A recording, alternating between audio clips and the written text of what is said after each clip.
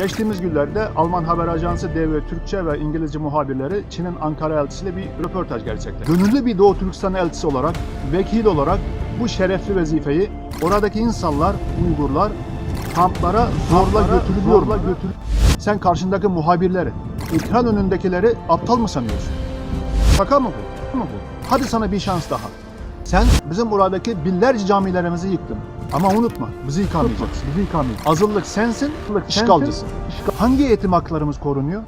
Tamını yalan. Onlara eğitim değil, işkence yapan bir yönetimsin. Senin düşüncendeki yaşam bu mu? Toplama kampına git, orada eğitim gör. Çocuklarını da toplama kamplarını gönder. Çocukların orada yaşasın. Yabancı devletten başka birisinin evine girsin. Hangi dini koruyorsun sen? Hadi cami ne oldu?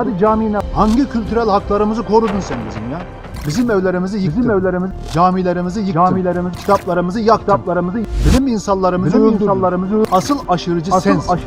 Haddini aşan sensin. Yoksa hep böyle sınıfta kalırsın. Hangi birini sayayım ben? O çocuk ne diye sorar merak ediyor musunuz? İlkini ben söyleyeyim, gerisini siz düşünün. Annem nerede? Babam nerede? Akrabalarım nerede? Evim nerede? Camilerim, kurallarım nerede? Devletim nerede?